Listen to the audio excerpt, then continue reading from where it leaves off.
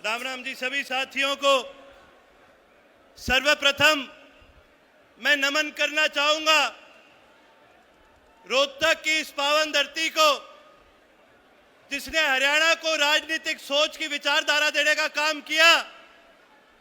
जब 1916 के अंदर स्वर्गीय दीनबंधु सर छोटू राम ने जाट गजेट शुरू करके हरियाणा के किसानों को, कमेरे को एक मजबूत आवाज देने का काम किया।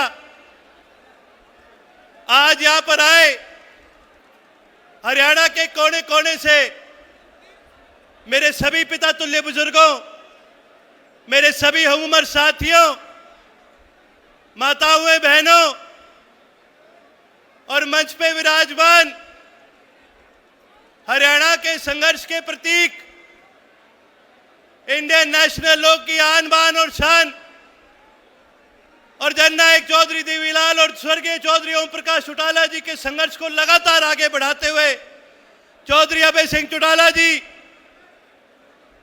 मंच पे विराजमान तेलंगाना में लगातार बैकवर्ड की लड़ाई को लड़ते हुए, संघर्ष करते हुए मेरी बड़ी बहन अक्का के कविता जी, जम्मू कश्मीर से डिप्टी सीएम और विकास के प्रतीक सुरेंद्र चौधरी जी, जननायक चौधरी देवीलाल के और लौह पुरुष चौधरी ओम प्रकाश चौटाला जी के संघर्ष के साथी प्रोफेसर संपत सिंह जी, और साथ ही मंच पे विराजमान हमारे सभी आदरणीय नेतागण, यहां पहुंचने पर आप सभी का, हरियाणा के कोने कोने से आए सभी साथियों का मैं स्वागत करना चाहूंगा। और साथ ही साथ मैं नमन करता हूं जननायक चौधरी देवीलाल को, जिनको 16 साल की उम्र में स्वर्गीय सर छोटू राम जी ने आशीर्वाद देने का काम किया। साथियों, मैं आपको वो किस्सा बताना चाहूंगा। जब जननायक चौधरी देवीलाल 16 साल की उम्र के थे तो उस समय दीनबंधु सर छोटू राम चौटाला गांव आए थे, और जब गांव में कार्यक्रम के लिए आए तो गांव के बाहर जननायक चौधरी देवीलाल ने जोर जोर से सर छोटू राम जिंदाबाद के नारे लगाए थे और मुजाहरों की आवाज दीनबंधु सर छोटू राम तक पहुंचाने का काम किया। सर छोटू राम इस बात से बड़े खुश हुए और उन्होंने जननायक चौधरी देवीलाल को आशीर्वाद देते हुए कहा था कि बेटा इसी प्रकार संघर्ष करते रहो, बहुत आगे जाओगे। लेकिन जननायक चौधरी देवीलाल ने ना केवल उस आशीर्वाद को स्वीकार करने का काम करा, उनकी नीतियों पे, उनकी विचारधारा पे चलते हुए किसान और कमेरे की लड़ाई को आगे बढ़ाने का काम करा। साथियों, हम नमन करते हैं लौह पुरुष चौधरी ओम प्रकाश चौटाला का, जिन्होंने अपनी प्रशासनिक पकड़, दूरदृष्टि और सूझबूझ के साथ इस प्रदेश को कर्जा मुक्त रखने का काम करा। परंतु साथियों, आज प्रदेश के अंदर परिस्थितियां विपरीत होती जा रही है। आज प्रदेश के हालात दिन प्रतिदिन खराब होते जा रहे हैं। आज प्रदेश का युवा, आज प्रदेश की महिला, आज प्रदेश का व्यापारी, आज प्रदेश का कर्मचारी, आज कोई भी ऐसा वर्ग नहीं मिलेगा जो किसी भी प्रकार इस सरकार से संतुष्ट है। साथियों, आज हमारे हरियाणा प्रदेश के अंदर एक बहुत बड़ी कमी महसूस होती है। कमी महसूस होती है जननायक चौधरी देवीलाल की विचारधारा की, कमी महसूस होती है तो चौधरी ओम प्रकाश चौटाला के संघर्ष की कमी महसूस होती है, तो चौधरी अभय सिंह जी की गरजती आवाज विधानसभा में, इसकी आज कमी हमें खनकती है। साथियों, मैं आज आप सभी के आगे प्रदेश के मौजूदा जो हालात हैं वो रखने के काम करूंगा। प्रदेश के हालात दिन प्रतिदिन बद से बदतर होते जा रहे हैं, और सबसे बुरे हालात यदि प्रदेश में किसी के हैं तो आज शिक्षा के। आज हमारे प्रदेश के अंदर 5000 से ज्यादा स्कूल बंद हो चुके हैं। पूरे भारत देश के अंदर 1 लाख से ज्यादा स्कूल बंद हो चुके हैं। साथियों, जहां रोजगार की बात करते हैं तो आज बेरोजगारी चरम सीमा पर पहुंच चुकी है। एक समय था जब आपकी सरकार होया करती थी, आपकी खुद की सरकार होया करती थी, उस समय रोजगार हरियाणा के अंदर, रोजगार में हरियाणा रोजगार का प्रतीक होया करता था। लेकिन आज बेरोजगारी हमारी चरम सीमा पर पहुंच चुकी है। वहीं दूसरी तरफ आज किसान की बात करते हैं तो आज किसान पूरी तरह से सरकार ने परेशान करने का काम करा। ये सरकार तो कहा करती थी कि भाई तुम्हारी आमदनी दुगनी करने का काम करेंगे। दुगनी छोड़ो, आज इस सरकार के पास किसान को मुआवजे में देने के लिए पैसे नहीं है। पूरे हरियाणा प्रदेश बाढ़ग्रस्त हो गया था। इसके बावजूद हरियाणा प्रदेश के किसानों को ये सरकार क्या देने का काम करती है? प्रति एकड़ मुआवजे के रूप में 6,000 रुपए प्रति एकड़ देने का काम करती है। रे मोदी जी, अदानी के लिए, अंबानी के लिए, बड़े बड़े उद्योगपतियों के कर्जे माफ करने के लिए आपके पास 16.5 लाख करोड़ रुपए हैं। 16.5 लाख करोड़ रुपए के आप इनके कर्जे माफ कर सकते हो, लेकिन आप किसान को मुआवजा नहीं दे सकते। 16.5 लाख करोड़ रुपए आप इनके माफ कर सकते हो, लेकिन हरियाणा के युवा को आप रोजगार नहीं दे सकते। आपने जब मोदी जी की रैली हुई थी तब आपने प्रति किला एक एक किसान को 50-50 हजार रुपए देने का काम करा ताकि आपकी रैली सफल हो जाए। लेकिन जब किसान को मुआवजा देने की बात आती है तो आपके पास केवल और केवल 6,000 रुपए। साथियों, मैं आज कहना चाहूंगा कि किसान को ना केवल इन्होंने परेशान करा है, किसान को आज इन्होंने कतार में खड़ा करने का काम करा है। जब बीज चाहिए तो किसान को कतार में खड़ा होना पड़ता है। जब खाद चाहिए तो किसान को कतार में खड़ा होना पड़ता है।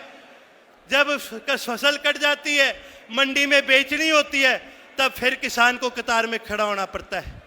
और बीच का भी जो समय है, ये सरकार ऐसी है, पर्ची पर्ची की सरकार है। किसान को लगातार सरकार कतार में खड़ा करने का काम करती है। या तो पर्ची बनाओ, या आईडी बनाओ, या फिर पोर्टल पे चले जाओ। आज जी मैं शर्त मार के कहता हूं, किसी भी आम आदमी का बटवा खोल के देख लियो, उसमें रुपये कम पाओगे और उसमें यो आईडी फालतू पाओगी। कभी फैमिली आईडी, कभी आधार कार्ड, कभी प्रमाण पत्र, कभी कह देंगे जी यो थारा प्रॉपर्टी आईडी। आज इतनी आइडिया बना चुके हैं जिसका कोई रुकना नहीं। और जितनी आइडिया हैं उतने इनके पोर्टल बनेंगे। और पोर्टल भी इसी बनावेंगे कि जो जरूरत पड़ेगी इन पोर्टलों की, जब यो काम भी कौन करांगे। और इनसे पूछ लो कि भी काम के करा तो न्यू चौड़े हो कहेंगे भाई हमने पोर्टल बना दिया। भाई धन्य हो थारा, तो हमने इतना बड़ा काम कर दिया। रे जननायक चौधरी देवीलाल ने तो बुजुर्गों को मान सम्मान दिया था, 100 रुपए पेंशन दी थी, एससी और बीसी की चौपाल बनाने का काम करा था, कन्यादान में 5100 रुपए देने का काम करा था। और तो हमने क्या करा? हमने पोर्टल बना दिया। चौधरी ओम प्रकाश चौटाला ने इस प्रदेश को गुड़गांव जैसा शहर बना के देने का काम करा। इस प्रदेश नहीं, इस देश को खेल नीति देने का काम करा। चौधरी ओम प्रकाश चौटाला ने इस प्रदेश के युवा को रोजगार देने का काम करा। चौधरी ओम प्रकाश चौटाला ने इस प्रदेश के किसान के पानी की लड़ाई को लड़ने का काम करा। और आपने क्या करा? यो बीजेपी वाले ने क्या करा? इनने पोर्टल बनाए। ये वो लोग हैं जिनका समाज में कोई आना जाना नहीं है। आज हमारे भाग खराब क्यों है? क्योंकि इस देश को चलाने वाला आदमी भी एक ऐसा आदमी है जिसका कोई परिवार नहीं, अरे जिसका समाज में आना जाना नहीं, जिसका परिवार नहीं, वो हमारा क्या करेगा? चौधरी ओम प्रकाश चौटाला जी हमेशा एक बात कहा करते थे कि भाई ये किसी काम के नहीं, इनके घर में ना गऊ है ना इनके घर में बहू है। और इस प्रकार के लोग कभी समाज का सुधार नहीं कर सकते थे। साथियों, एक समय था जब संसद के अंदर किसान की आवाज गर्जा करती थी और बॉर्डर पर जवान गर्जा करता था। कभी चौधरी चरण सिंह के रूप में, तो कभी चौधरी जननायक चौधरी देवीलाल के रूप में संसद में किसान गर्जा करता था। लेकिन आज की एक ऐसी सरकार है जिसने संसद तो छोड़ो, देश की राजधानी के राह भी जो है वो किसान के लिए बंद करने का काम करा है। जितनी सुरक्षा भारत पाकिस्तान के बॉर्डर पर नहीं लगती, उससे ज़्यादा सुरक्षा, उससे ज़्यादा बड़े बैरिकेड इन्होंने दिल्ली के चारों तरफ लगाने का काम करा, ताकि इस देश का किसान गलती से दिल्ली ना पहुंच जाए। यह आज इस प्रदेश के और देश के हालात हो चुके। साथियों, मैं आपके माध्यम से इस सरकार को याद दिलाना चाहूँगा, जो आज धर्म के नाम पर हमें बांटने का काम करती है, जो जात पात पे हमें बांटने का काम करती है, मैं उस सरकार को बताना चाहूँगा, हम रोहतक की धरती में है, जहाँ स्वर्गीय दीनबंधु सर छोटू राम ने जन्म लिया था, जिनको दीनबंधु की उपाधि मुल्तान के दलितों और मुसलमानों ने देने का काम किया। सरदार पटेल को सरदार की उपाधि बड़ौली मूवमेंट के अंदर वहाँ के लोगों ने देने का काम किया। जननायक चौधरी देवीलाल को ताऊ की उपाधि रोहतक के लोगों ने देने का काम करा, जब इस देश का उप प्रधानमंत्री बनाने का काम करा। उसी प्रकार आज हमारे देश के अंदर ऐसे लोगों की कमी है, आज ऐसे लोगों की जरूरत है। मैं तो कहता हूँ सभी साथियों से, आज इसी धरती पे खड़े होकर के हम भी एक संकल्प लेने का काम करते हैं कि चौधरी अभय सिंह चौटाला को मुख्यमंत्री की उपाधि देने का काम करेंगे, इस प्रदेश की बागडोर आपके हाथ में देने का काम करेंगे। क्योंकि हमने देख लिया चौधरी अभय सिंह जी, ये सरकार निकम्मी है, ये सरकार ना न्याय दिला सकती है, ना बेटियों को न्याय दिला सकती है, ना प्रशासन पे पकड़ बना सकती है। अरे मेरे को तो हंसी आती है, दिन प्रतिदिन हम यो मीडिया पे, फेसबुक पर, सोशल मीडिया पर देखते हैं, बड़े बड़े मंत्री आते हैं और आके क्या बात कहते हैं। जब जनता उनके आगे अपनी बात रखने का काम करती है तो ये कहने का काम करते हैं, भैया हमारी तो चाल है कौन है।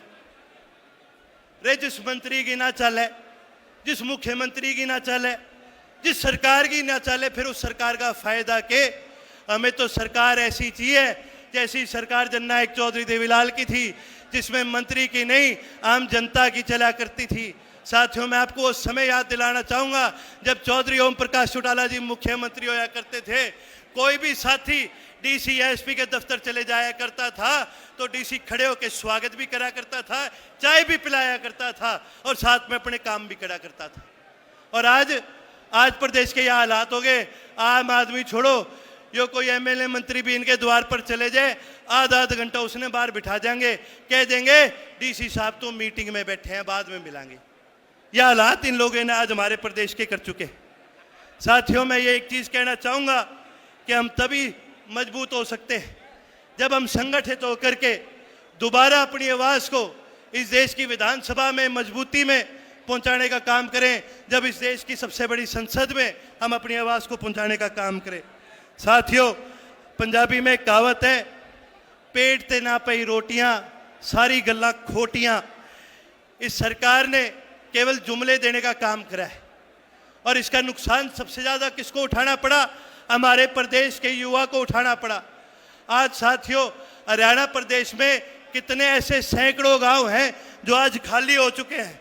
करनाल में गोलपुरा, जींद में दुराना, मोरखी, कालवा, कैथल में मोटोर, ये ऐसे गांव हैं जहां पर आपको युवा नहीं मिलेंगे। आज वो युवा बेचारा बन चुका है, मजबूर हो चुका है, अपनी ज़मीनें गिरवी रख के डंकी रूट से बाहर जाने का काम कर रहा है। और सरकार के लिए भी कितनी दिक्कत की बात है और उनके परिवार के लिए भी कितनी दिक्कत की बात है कि कई बार युवा की मृत्यु हो जाती है, परिवार को महीने महीने इंतजार करना पड़ता है, 2-2 महीने इंतजार करना पड़ता है, वो युवा वापस कभी अपने परिवार के पास नहीं पहुंच पाता। आज हमारे प्रदेश के हालात ये दिन प्रतिदिन बदतर करते जा रहे हैं। एक समय था जब हरियाणा खेल के अंदर खेल का सबसे बड़ा प्रतीक माना जाता था। भाइयों, मैं आपको बताना चाहूँगा, कॉमनवेल्थ गेम में आज तक कुल मिला के भारत देश ने 560 मेडल जीते और उन 560 मेडल में से हरियाणा प्रदेश के युवाओं ने, हमारी बहनों ने, हमारे भाइयों ने 163 मेडल जीतने का काम करा है। और तुलना करके बताना चाहूँगा कि गुजरात के खिलाड़ियों ने आज तक केवल 3 मेडल जीते हैं। अब आप सोचोगे ये बात क्यों बता रहा हूँ? ये बात इसलिए बता रहा हूँ कि थोड़े समय पहले देश के गृह मंत्री अमित शाह ने यह ऐलान करा था कि देश की खेल राजधानी अहमदाबाद को बनाया जाएगा। भाई वो भी ठीक है, बाला तो सबसे ज्यादा दूर मन लगे अमित शाह जी फेंक दे होंगे, फिर तो सबसे तगड़ा पहलवान भी मने लगे यो अमित शाह होगा। खिलाड़ी सबसे मजबूत हरियाणा प्रदेश के, मेडल हम ले गया वहां, पहलवान मारे तगड़े, खिलाड़ी मारे तगड़े। और आप देश की खेल राजधानी बना रहे हो अहमदाबाद को। अरे खेल राजधानी बनानी है तो हरियाणा में लेके आओ, खेल राजधानी बनानी है तो रोहतक को बनाओ, जहाँ के पहलवान पूरी दुनिया में मशहूर है। साथियों, ये सरकार तो देती है जुमले, ये बात करते हैं वन नेशन वन इलेक्शन के एक ही बार में यो अपना कांटा फिट बिठाने की बात करें। अगर इनने बात करनी है तो वन नेशन वन एजुकेशन की बात करो, one nation one health care की बात करो। साथियों, राम मनोहर लोहिया जी एक बात क्या करते थे, वो कहते थे कि जब तक वन नेशन वन एजुकेशन नहीं होगा तब तक किसी भी प्रदेश का विकास नहीं हो सकता। और इस सरकार ने क्या करने का काम करा, वन नेशन वन एजुकेशन तो दूर की बात, इन्होंने तो स्कूल बंद करने का काम करा है। आज दुख की बात है, हरियाणा में सरकारी स्कूल कम है और सरकारी ठेके ज्यादा खुली है। आज दुख की बात है कि हरियाणा प्रदेश के अंदर आज जो सरकारी स्कूल है ना तो उनके अंदर मास्टर पाओगे, ना उनका ढांचा ऐसा पाओगा जहां पर बच्चे पढ़ सके। सरकार, साथियों, मैं बताना चाहूंगा, डॉक्टर अंबेडकर हमेशा कहा करते थे कि शिक्षा ऐसा दूध है जो पिएगा वही दाढ़ेगा। लेकिन दुख की बात यह है कि सरकार ने साजिश के तहत हरियाणा प्रदेश के स्कूलों को कमजोर करने का काम करा है। अरे आज तो सारी दुनिया, कोई एआई की बात करे, कोई मेटा की बात करता है, कोई चैट जीपीटी की बात करता है। आज दुनिया तो एआई की बात कर रही है, लेकिन ये सरकार हमें स्कूल में पढ़ाने की क्या बात कर रहे हैं, ये सरकार हमें स्कूल में बाल नरेंद्र पढ़ाने की बात कर रहे हैं। साथियों, मैं एक चीज बताना चाहूंगा, ये लोग इतिहास बदलने की कोशिश कर रहे हैं, लेकिन इनको आपके माध्यम से एक चीज बताना चाहूंगा, इतिहास वही रचते हैं जो संघर्ष करा करते हैं। इतिहास रचा था जननायक चौधरी देवीलाल ने, जब बुजुर्गों को पेंशन देने का काम करा। इतिहास रचा था स्वर्गीय लौह पुरुष चौधरी ओम प्रकाश चौटाला ने, जब सरकार आपके द्वार लाने का काम करा था। इतिहास रचा था चौधरी अभय सिंह चौटाला ने, जब इस भारत देश के इकलौते विधायक थे जिन्होंने किसान आंदोलन के अंदर अपना इस्तीफा देने का काम करा। साथियों, इतिहास दोबारा हम रचने का काम करेंगे जब इस मंच पर चौधरी अभय सिंह जी द्वारा इस भारतीय जनता पार्टी के अंत का आगाज करने का काम करेंगे। अंत में यही कहना चाहूंगा कि आप सभी भी इस संघर्ष में चौधरी अभय सिंह जी का साथ देने का काम करें। इसी बात के साथ मैं अपनी वाणी को विश्राम देने का काम करूंगा, लेकिन उससे पहले एक बार सभी साथियों से यह अनुरोध करूंगा कि सभी मिलकर मेरे साथ नारा जरूर लगाएं, ताकि तमाम दुनिया जो यहाँ तक नहीं पहुँच सकी, जो साथी देख रहे हैं, उन तक भी ये संदेश पहुँचे कि अब इस भारतीय जनता पार्टी के अंत का आगाज हो चुका है। अब किसान और मेरे के संघर्ष की शुरुआत हो चुकी है। सभी साथी मिलकर मेरे साथ नारा लगाए, जननायक चौधरी देवीलाल अमर रहे, लौह पुरुष चौधरी ओम प्रकाश चौटाला अमर रहे, चौधरी अभय सिंह संघर्ष करो, हम तुम्हारे साथ हैं। चौधरी अभय सिंह संघर्ष करो, हम तुम्हारे साथ हैं। जय हिंद, जय हरियाणा।